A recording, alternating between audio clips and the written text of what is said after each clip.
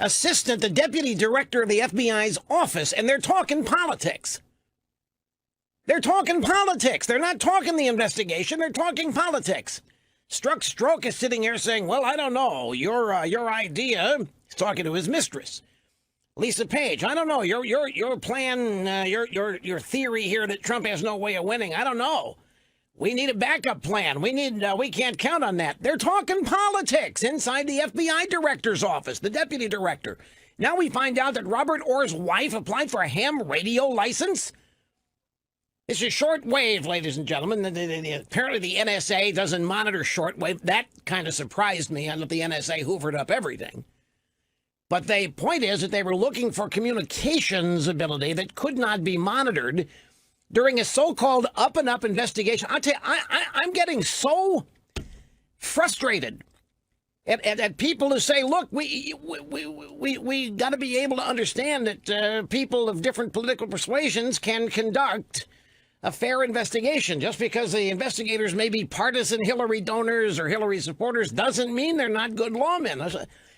Why are we so obtuse? Why don't we see what's going on? Well, enough of us do, but it just... I know there are people that want to protect the reputation of the FBI, and there are people who want to protect the reputation of DOJ and all this at all costs because of the overall importance long term of those institutions. But for crying out loud, some of this stuff is just now getting to be beyond the pale and beyond any ability to rationalize it as what they claim it is, an above-board, fair, nonpartisan, unbiased investigation. It's quite the opposite. And I'll tell you something else that bugs me. You know, yesterday was crabby. Well, I'm crabby. Because I'll tell you why I'm crabby today. Because yesterday everybody is telling me how crabby they are. Today I got nothing but pessimism. You would not believe the emails, pessimism, fatalism. You people don't know what I put up with here every day. It's incredible. Everybody dumps on me. Everybody tells me how mad they are, how depressed they are, how ticked off, how whatever. I can't do that with anybody. Do you realize I can't whine to anybody? I can't complain to anybody because when I do it, it's news. You should have heard what Rush told me the other day. Blam, blam, blam. And then it's everywhere. I have to hold everything in. Hang on, my alarm just went off here. I got to unplug the phone, make sure it doesn't charge too much. I have a technique here. Here we go, gun. So I have to, what do you mean, talk to the cat? How do I know the cat doesn't leak? Literally, I have to keep all this stuff in. I can't say a word to anybody about anything with confidence that it's going to stay where I tell them. And, well, yeah, there's other than Catherine, of course, but I mean, other than that, I can't tell anybody what I really think about things, what I'm really feeling about things. And, of course, I was never, I was raised not to share feelings anyway. That was part of being a man back when I was raised. Speaking of being raised, what did I do? There is a, get this. This has nothing to do with anything I just brought up, but it just reminded me of something. A couple of tweets out there. Apparently, Donald Trump Jr. has just had his second 10-hour grilling session over a 20-minute meeting that he had. Donald Trump Jr., 20-minute meeting with the Russian honeypot. He's now had 2 9 or 10-hour interviews with investigators. And there's some reporter for some outfit named Stephen Dennis who tweets, Donald Trump Jr. has left the building 9 hours after arriving. He waved. He didn't comment. Hair still slick. Next they're going to accuse Trump Jr. of cornering the market on Brill cream or something. But that's not the point. Then there's somebody that responded to this tweet. Her name is Virginia Heffernan. She's a contributing editor at Politico. She has bylines at the New York Times. So, let me again read the Stephen Dennis tweet. Donald Trump Jr. has left the building 9 hours after arriving. He waved. He didn't comment. Hair still slick. Virginia Heffernan, Politico, also writes in the New York Times. My friend Anna taught Donald Trump Jr. in preschool in Manhattan. She asked him to move his mat one day, and he said, F you, B-I-H. He was 3. I need to ask you parents, and I could ask my brother about this, but I didn't think of it. How many of you parents, 3-year-old? I mean, my wife's nephew was just over at the house for a little Christmas party on Sunday. There is no way that 3-year-old kid even knows that phrase, F-U-B-I. How many of you with 3-year-olds routinely have them speak this way? Yeah, another investigation. But this is just, again, this is somebody tweeting from the Politico who writes at the New York Times with some hearsay. My friend Anna taught Don Jr. preschool in Manhattan. She asked him to move his mat one day, and he said, F-U-B-I-H. He was 3. And then today is for you, Anna. I guess because they think Donald Jr. is in trouble, and getting in trouble here while his hair is slicked down is payback for telling his preschool teacher F-U-B-I-H when he was 3. Now we learn these investigators are using shortwave radio, ham radio, to communicate with each other. They're voting on net neutrality today. Ajit Pai running the FCC. And folks, the panic is all over the place. Do you remember, some of you might remember this name, some of you might not. Does the name Sandra Fluck ring a bell with you? Well, Sandra Fluck apparently has been recruited to help the anti-net neutrality forces marshal their action today to protest the vote, which is going to happen. And the Obama-era net neutrality regulations are going to be relaxed, which is good for an open internet. Sandra Fluck has tweeted that killing net neutrality would kill access to abortion information. Before tomorrow's vote, take action with NARAL to demand the FCC keep internet open for reproductive freedom. In other words, if they get rid of net neutrality, women are no longer going to be able to find out where to go, what to do, and how to do it to get an abortion. Tell Congress there is no reproductive freedom without net neutrality. Join us in the fight to save our internet. Sign your name to tell Congress and the FCC that net neutrality is necessary for reproductive. If you've ever had any doubts about what this ought to end them.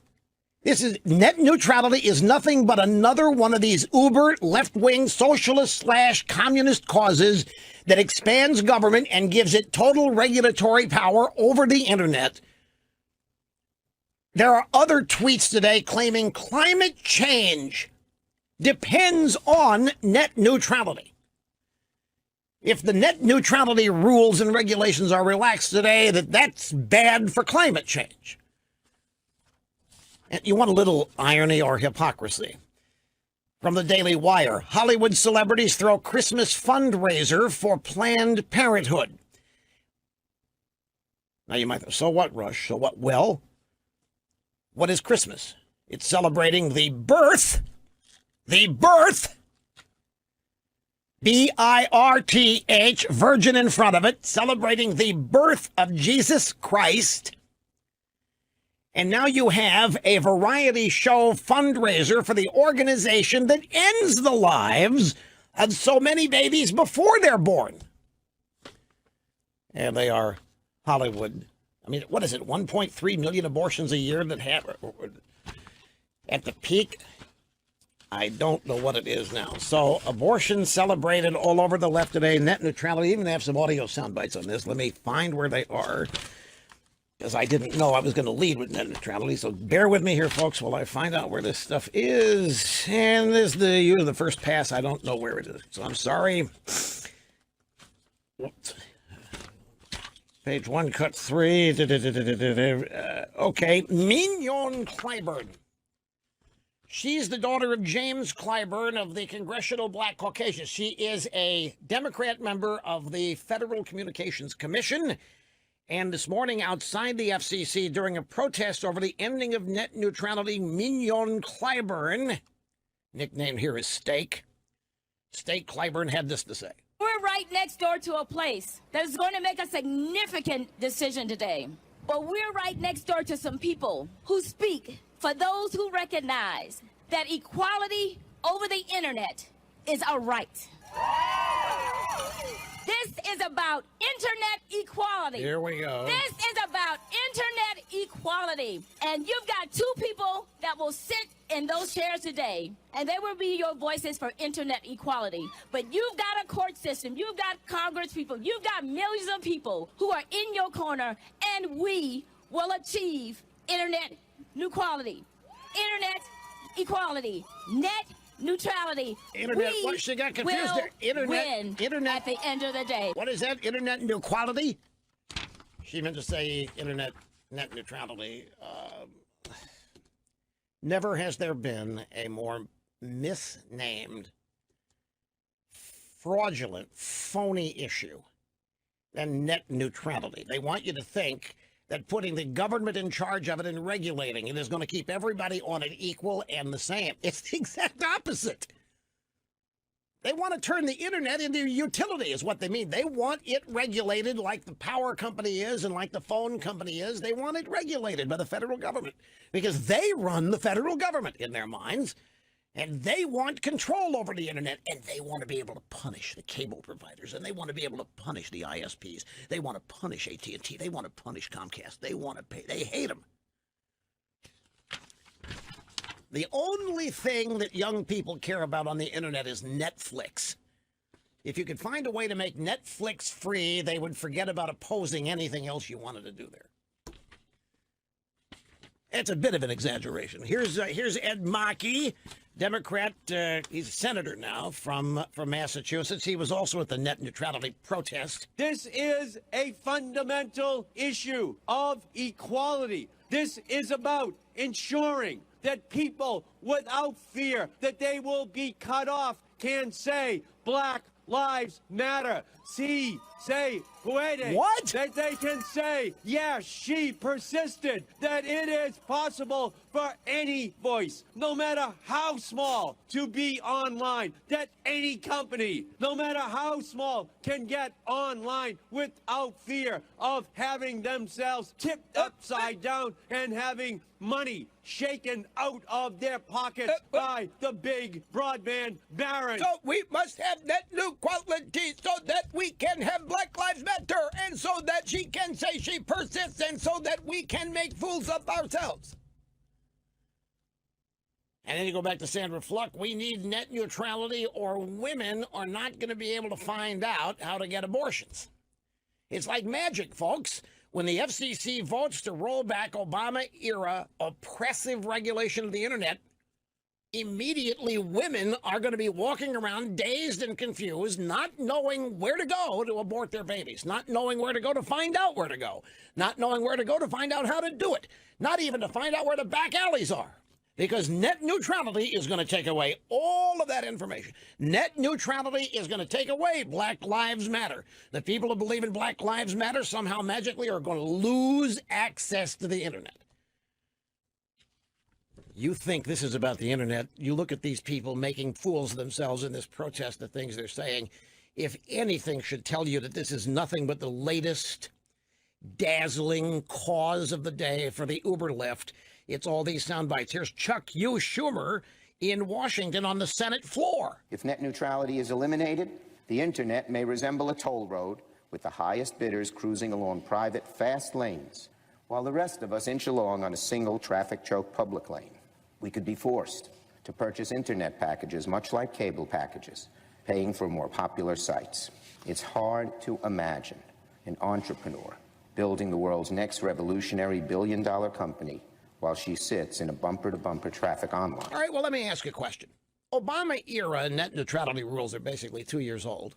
The internet came into existence from literally nothing and blossomed into what it was with anything you wanted. You could find anything you wanted, and you could buy different speeds, you could buy different packages, you could buy whatever you could afford, you could buy whatever you wanted, and look at what happened to the internet. It grew and grew and grew, and these people in Washington are sitting there seething that they don't have any control over it. They are seething that this massive thing, which is getting everybody involved. There was more free speech on the internet when it first started, and for the next 15 years than there's ever been anywhere. There was more access to information the first 15 years of the internet when it was unregulated than anything ever in human history. New companies were born, large and small. Some succeeded, some failed. But it was look at what's happened to the tech industry with a free and open internet. For the first 15 years that Obama and his crowd figures out, we don't have any control over this. We want to get our mitts in it.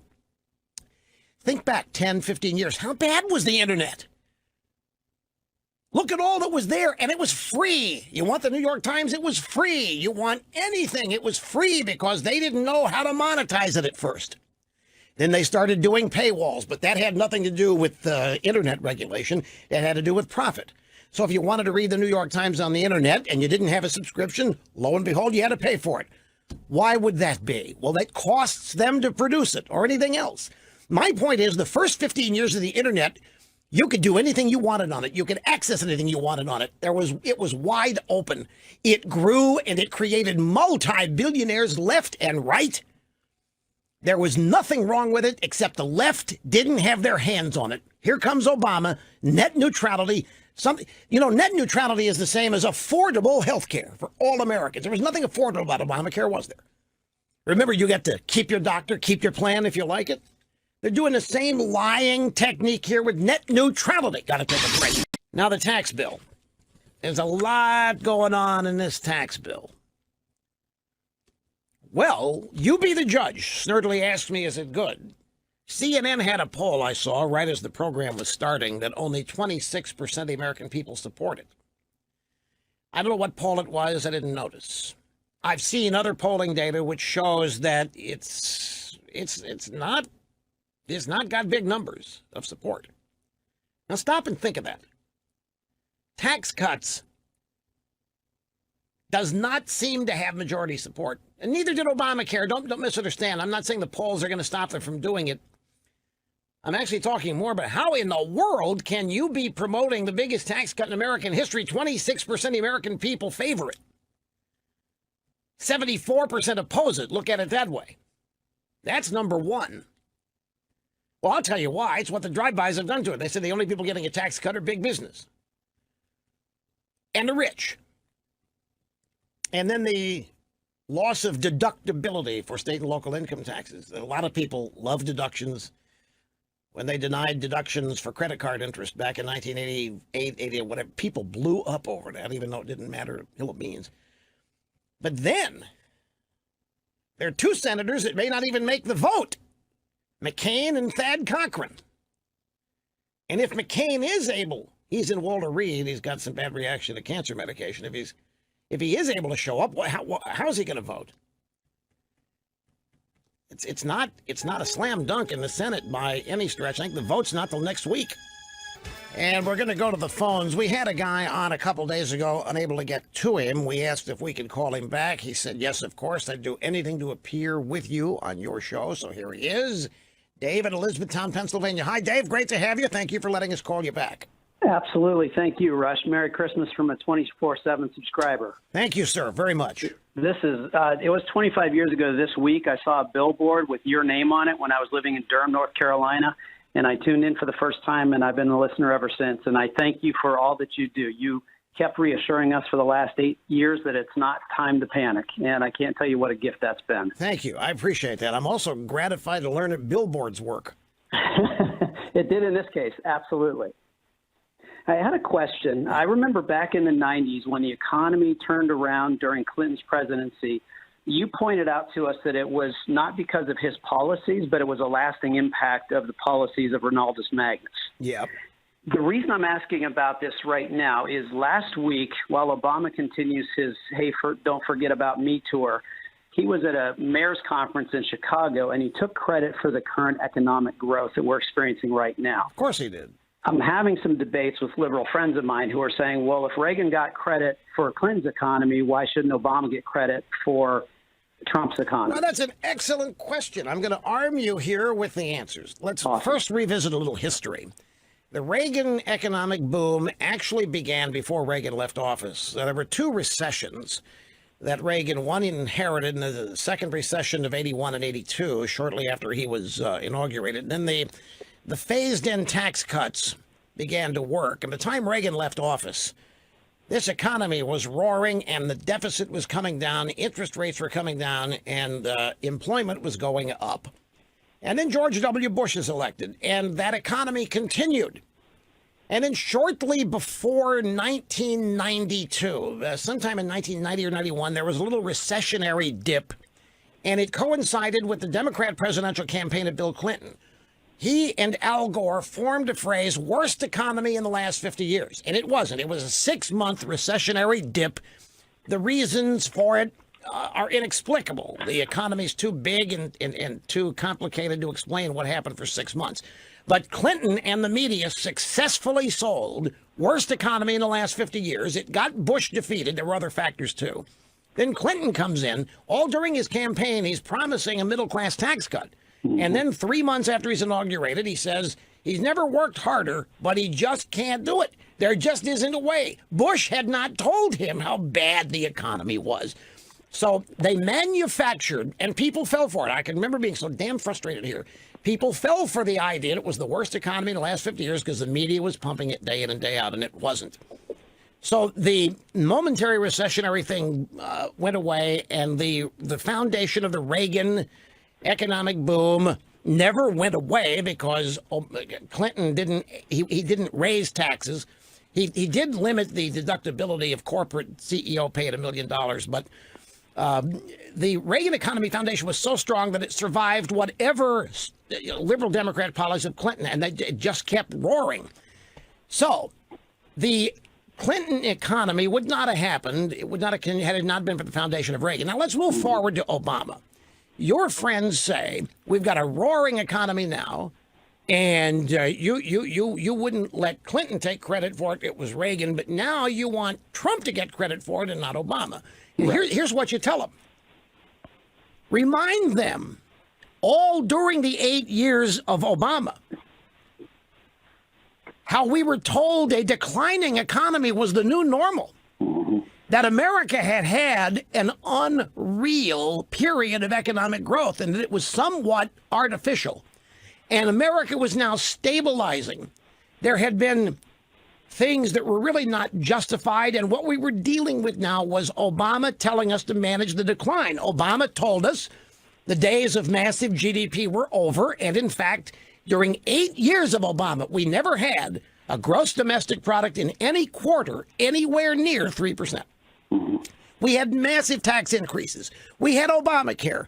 We had the federal government literally steal 1/6 of the U.S. economy by taking health care under its wing. That took 1/6 of the economy out of the economy and put it in control of the government, which doesn't know how to make money, which is not supposed to. It just redistributes it. So Obama didn't even sell a great economy when he was in office. Right. That wasn't his mission, was to try to condition people that the best days were behind us. That there was a new normal, that America had to pay a price for its economic superpower status of the past, that it was unjustified, that we had become an economic superpower by stealing resources from other nations. We were told that we didn't deserve our superpower military status because we were imposing our way of life on other nations. Obama did his best to condition people not to expect massive economic growth ever again because what they had lived through was not really justified, because it had been built on the backs of slaves, it had been built on the backs of the poor, it had been built on the backs of foreign countries, and now things were stabilizing. Obama literally did not sell a massive growing economy. He tried to promote jobs by having the government do seminars in the White House. Okay, so now Obama leaves. And during the presidential campaign of 2016, we have a candidate, Donald Trump, who is devoted to getting the American economy back on track. He calls it making America great again, MAGA. There are hats that people wear. They make fun of the hats because Trump wears them. But he made a point of bringing back manufacturing jobs. Obama said those jobs are never coming back. Obama went to the carrier company in Indiana, Dave, and he told workers there that the jobs that had been lost were never coming back. Well, 80,000 of them are back. 80,000 manufacturing jobs. In the first 10 months of this year, a record number of manufacturing jobs in 10 months have been created and brought back to the United States. Many companies have said they're not going to move their manufacturing process overseas, which was happening at a regular clip with Obama. I mean, I could go on. We have unemployment here is at an all-time low. African-American unemployment, all-time low. Check it out during Obama. Obama had 8 years to do whatever magic he said he could with the economy. It continued to lay flat. It continued to stagnate. And Obama said, this is it. And in fact, there were even people were saying, you know, the idea that your kids are going to have it better than you did, that has to end sometime. Obama was all about lowering people's expectations because he knew that what his plans were would result in that. When you grow the government, and you grow the government by taking money away from people, when you grow the government, you can't have a growing economy. The government grows, but not the economy. And when the government redistributes, and the government's choosing winners and losers, not the market. And that was Obama, because he didn't trust the market. Obama and people like him don't trust you or me to do the right things with our money and with our businesses. They need to regulate it. They need to control it, because you won't hire the right people. You won't bake a cake for the right wedding. You won't do anything unless they make you do it, because you are contemptible. All of that's gone out the window. And in 10 months, the economic statistics, look at the stock market. Look at the employment situation for minorities, non-minorities. Look at the GDP. We've already had 2 quarters of 3% economic growth. Obama never had one. But you know, this idea that it's Obama's economy, there's a reason Trump called Don Lemon stupid. On his show on CNN Tuesday night and Wednesday night, Don Lemon said that Trump should be thanking Obama for handing him a really good economy. He said on Tuesday he doesn't think people are stupid and realized that Trump is riding the momentum of an economy Obama created. On Wednesday night, Don Lemon used the thank you line and said he wonders if Trump would be crying if he was given the economy that Obama inherited when he took the presidency. So Obama inherited a mess, just like Clinton did. It's a standard Democrat project. They inherit a bad economy. Their predecessors lied to them about how bad it is.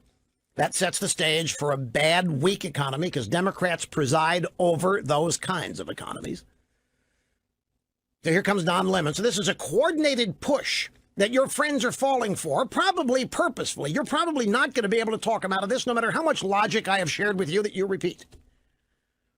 But there's no way. There is no measure in which the Obama economy outperforms Trump's. There is no measure that says Trump's economy is simply an outgrowth of Obama's. Trump has had to institute a whole bunch of changes, change the focus, change the overall outlook of America's role in the world in order to make these economic circumstances happen.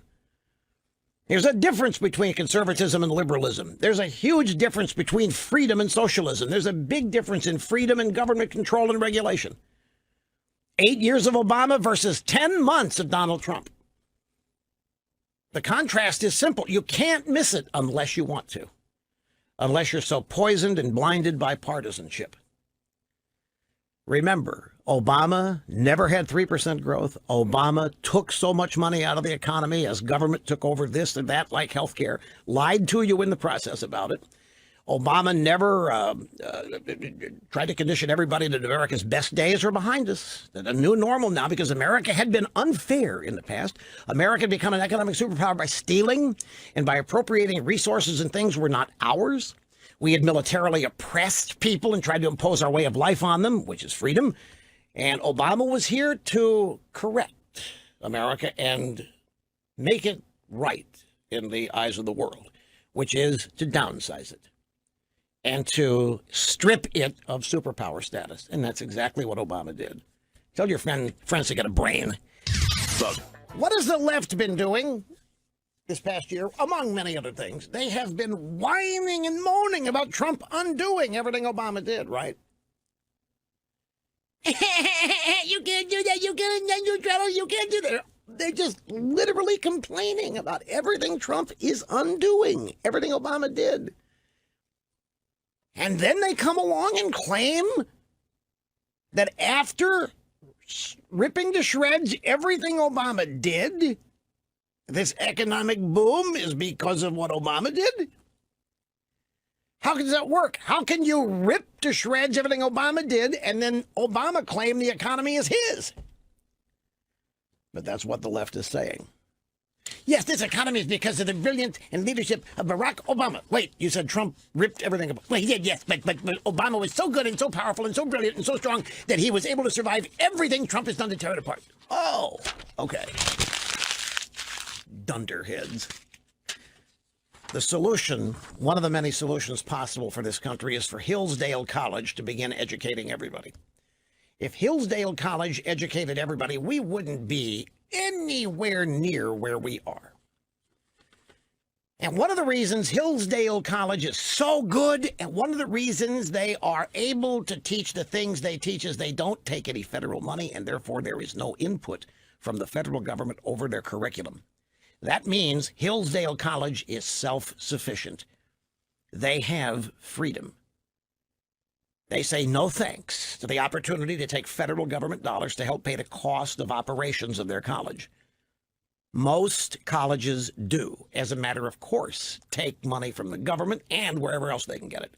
Hillsdale goes the other way. They take pride in refusing even a penny from the federal government. This allows their faculty and their administration to complete a curriculum that's totally rooted in what they think is important at Hillsdale.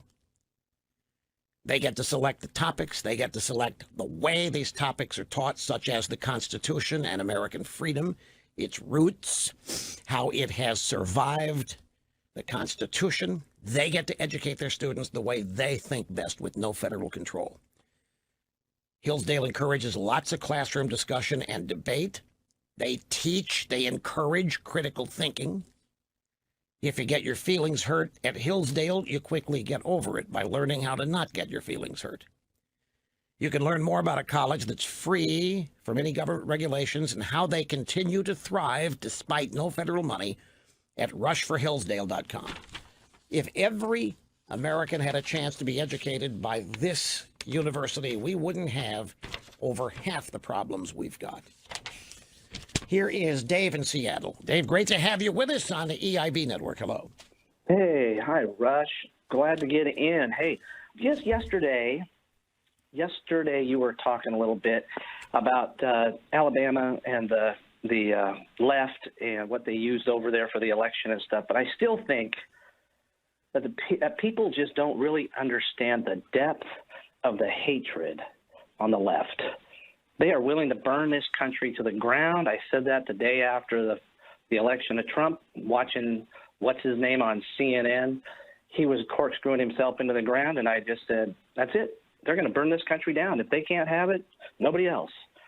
But I think the really other big problem is that Alabama has set a new standard now. All we're going to see in any election is character assassination and last-second, pop-up allegations, which will be judged, jury, and execution on Twitter. We don't even need judges anymore in this country. They can all go home. Look, I hear you about Twitter, and I hear you, the hatred that exists on the left. You're absolutely right. It isn't new, though. Twitter is just exposing it. It has always been there, and it is multiplying, and it's intensifying. And along with the hatred is violent rage. And that intimidates people into silence and shutting up, don't want to encounter it. It is deep, and it is personal. And if you want to know the truth, the source of the hatred is most of these people on the left hate themselves for one reason or another. There's so much self-loathing, they want to take it out on others. As to sexual harassment, yeah, look, I understand exactly what you're saying, but the problem is, look at how many people are, in fact, guilty of it, and worse. And every day there's 10 more.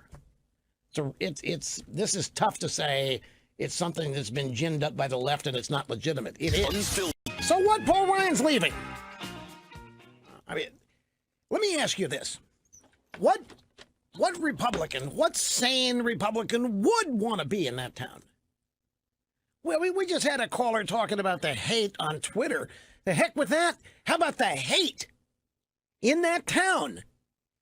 How about the hate? We've had everything the Democrats touch in that town's been corrupted, including now the FBI, including the Department of Justice, and this so-called investigation. The more I think about this, The more I think, I was on Chris Wallace on Fox News Sunday back in the spring. I wish I had bounced out of this chair and stood up and run right to that camera and started screaming. This is so outrageous. This whole thing. It did not happen. We are ruining lives over something that did not happen. I'm sorry, I'll stop. If I go forward on this, it'll be 4 days in a row. And then you've heard it, been there, done that. But it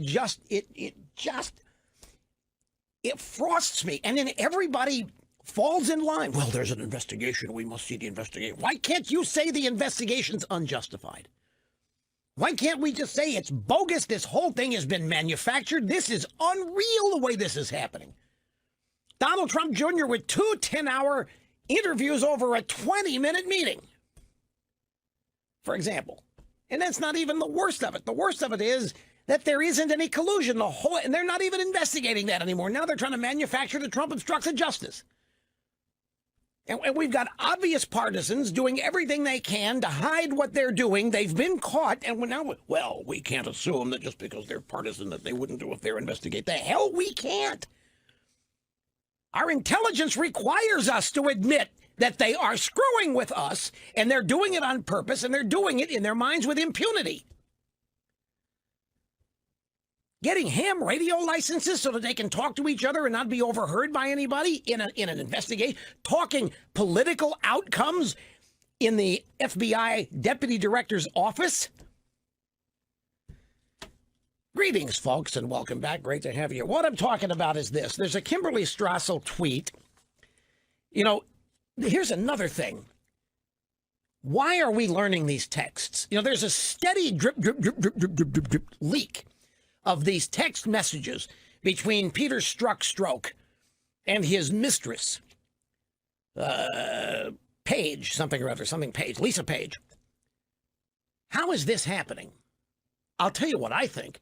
You know, there is a massive inspectors general investigation of the DOJ and the FBI going on.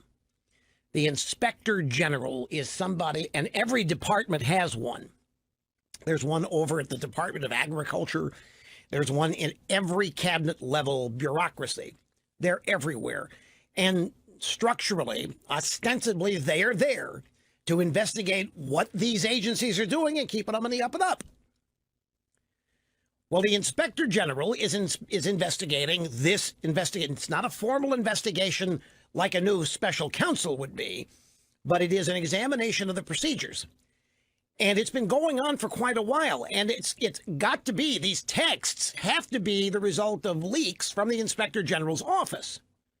Now, why would the IG be leaking this stuff that's damaging to these investigators? Why would the IG, and I don't know if it's a Trump appointee or if it's holdover Obama. If it's holdover Obama, I really don't believe this is happening. But why would an Inspector General be leaking this stuff? There's a reason these people leak, and every leaker has his own reason for doing so. We know that the leakers in the deep state were trying to undermine Trump. But why are we reading? Why are we learning what Peter Strzok was saying back and forth to his mistress? And why are we learning what they were talking about in Andrew McCabe's office? Well, there is a theory out there that holds that the Inspector General has a dynamite report coming that's going to blow this whole thing to smithereens. And these leaks are a way of setting us up, the American people up, for what is coming. So that when it does report, it's not a series of, my God, I didn't know that it's going to confirm what these little leaks have informed us. Week after week after week. Now, I can't say that I'm familiar with inspectors general and how they operate and all that, so I can only share with you that particular theory. But since I'm so unaccustomed to leaks benefiting us, I'm so unaccustomed to inspectors general working for us, that I'm sorry, I'm just automatically suspicious. I'm not characterizing this in any way. These leaks are not like making these people look good in any way, stretch the imagination. They are illustrating how this investigation is corrupted. And here's Kimberly Strassel's latest tweet. This April text from Lisa Page to Strzok raises a whole new host of questions for the FBI. Here's the tweet, the text. This is, again, from Lisa Page to Strzok. So look, you say we text on that phone when we talk about Hillary because it can't be traced? So she's telling him, or she's actually asking him, you're saying we should use that phone because it can't be traced when we're talking about Hillary? Why would it matter if they're being overheard if all they're doing is conducting an investigation? But they're talking politics here. They're talking strategy. They're talking ways to undermine Trump here after the election. And they don't want anybody to know it. And this is what the IG is leaking. But now the question, how many other people the FBI were doing this? How many other people were using that phone, quote unquote, when they were talking about Hillary so that it couldn't be traced? I'm sorry, folks, but I'm having the damnedest time believing that all of these partisans were fair investigators as we're being told to treat them. I'm having the toughest time. Their texts back and forth to each other clearly indicate their bias and their hatred of Donald Trump. Imagine these people on election night. We just had a caller about the rage and anger on Twitter and how it's poisoning our society, and it is. Well, I want you to imagine these people, Peter Strzok, Andrew McCabe, whose wife was running for the Senate in Virginia and got money from Terry McAuliffe, a full-fledged Democrat. Strzok and this babe hate Trump. Now, I want you to imagine these people all during the campaign and on election night thinking Hillary's going to win. They all thought Hillary's going to win. There was no thought that there would ever be one of these investigations because there would never need to be. They weren't thinking Russian collusion. They weren't talking about Russian collusion because they weren't going to taint Hillary's win. So there wasn't any Russian collusion. Hillary had been exonerated by Comey back on July 5th. They had taken care of that. They had said she's not going to be prosecuted because they couldn't find where she intended to break the law, even though the statute does not require that.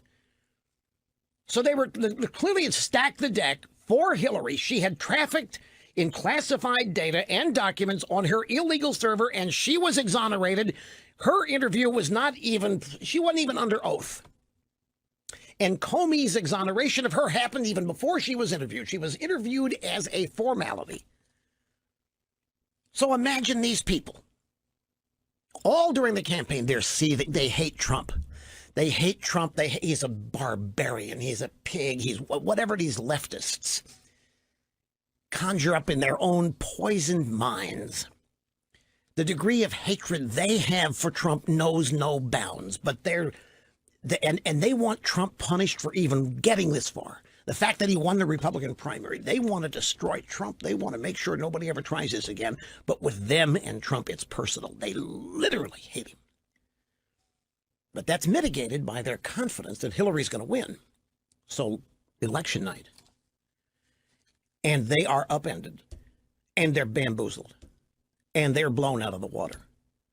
They are in shock, literal shock. They are in literal clinical depression. They are in a clinical state of disbelief. They cannot believe they have stacked the deck for her. They did every dirty trick they could to poison the electorate's mind on Trump. Hillary even won the popular vote. They can't comprehend this. They can't absorb this. I'm talking about Strzok. I'm talking about Rosenstein. I'm talking about all of these people. Mueller.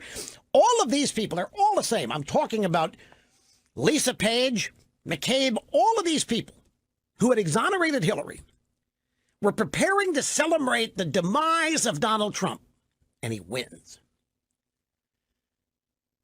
And I think they lose their grip. And so then they have to gin it all up again. They've got to get rid of Trump. And we've got the text to prove they're talking about it. Even before the election. They're worried that he might win. They're confident he won't, but they want an insurance policy. We've got a text between Strzok and Lisa Page where she lays out in McCabe's office, the DOJ, the second command in the FBI. They're in there talking the presidential election. These people are now part of the investigation. And Lisa Page says, look, I've looked at this every which way but Sunday. There's no way the guy wins. And Strzok says, I don't know. We need an insurance policy just in case. And now we've got one. Their investigation, this gobbledygook, this utter turd of an investigation is the insurance policy. And they're implementing it, and they're doing it. Look, you say we text on that phone when we talk about Hillary because it can't be traced? How many other people were doing that? The wife, another story, the wife of the Department of Justice deputy was a Fusion GPS employee, a CIA research aide, and applied for a ham radio license 1 month after contracting Christopher Steele to write the Trump dossier. Hillary and her campaign, working with these people, contracted that dossier, which is the turd that forms the turd of this investigation. Department of Justice Associate Deputy Attorney General Bruce Orr was demoted because he had a working relationships with Steele and Fusion GPS.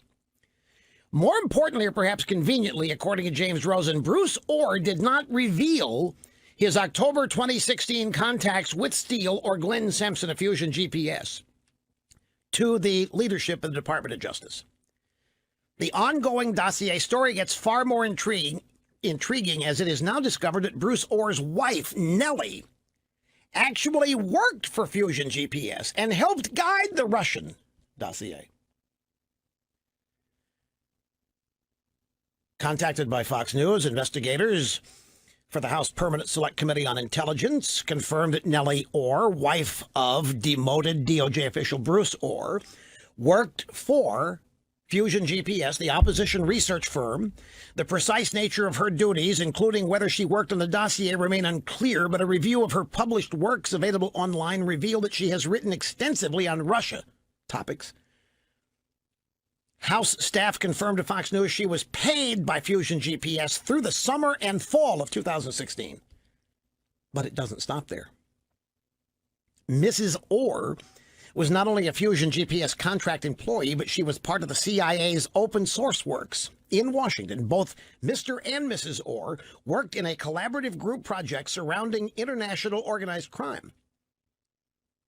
A month after Hillary hired Fusion GPS, this is in April of 2016. That's when Hillary hired Fusion GPS to subcontract the Trump dossier. Christopher Steele, she hired him. And if she did, these people all knew this was happening because it's clear the Obama Department of Justice and the FBI were working with the Clinton campaign on the dossier and to undermine the Trump campaign.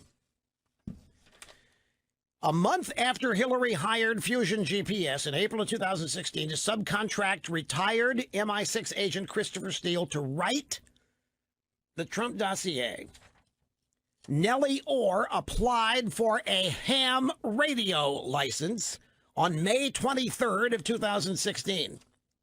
A communication tool that would allow her and Christopher Steele, the author of the dossier, the ability to communicate outside the normal risk of communication intercepts. Now, keeping in mind that both Bruce and Nellie Orr's subject matter skill set within the DOJ would provide them with a comprehensive understanding of how to network and communicate with international actors outside the traditional risk of communication intercepts. In short, Mrs. Orr would know that using ham radio frequencies would be a way to avoid the risk of U.S. intelligence intercepting her communications. The Clinton campaign hired Fusion GPS in April of 2016 and contracted for the Trump dossier to be written. What are we talking about here? The Clinton campaign orders this thing, which then becomes the foundation, the basis for this turd investigation. This thing needs to be disbanded and disbanded yesterday. It's a sham.